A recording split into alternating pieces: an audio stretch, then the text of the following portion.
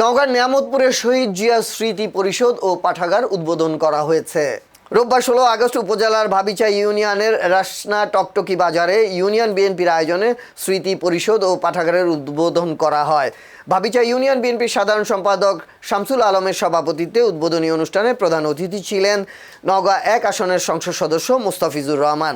উপজেলা কৃষক দলের সাংগঠনিক সম্পাদক জুম্মা রশিদের সঞ্চালনায় অনুষ্ঠানে আরও উপস্থিত ছিলেন উপজেলা প্রকল্প বাস্তবায়ন কর্মকর্তা এনামুল হক, উপজেলা যুব দলের যুগ্ম আহ্বায়ক মোখলেছার রহমান, সাবেক সভাপতি গোলাম মোস্তফা, উপজেলা কৃষক দলের সভাপতি সাইফুদ্দিন মণ্ডল, ত্রাণ ও পুনর্বাসন বিষয়ক সম্পাদক ফয়সাল কবির, উপজেলা পূজা উদযাপন কমিটির আহ্বায়ক শ্রী ভীমচন্দ্র বর্মন ও যুগ্ম আহ্বায়ক শ্রী ডালিমচন্দ্র বর্মন, ভাবিচা ইউনিয়ন বিএনপির সহসভাপতি আশরাফুল ইসলাম, ইউনিয়ন কৃষক দলের সভাপতি আব্দুল হান্নান, 5 নম্বর ওয়ার্ডের সভাপতি আয়ুব হোসেন ও সাধারণ সম্পাদক শ্রী নিতাই চন্দ্র বর্মন সহ আরো অনেকে।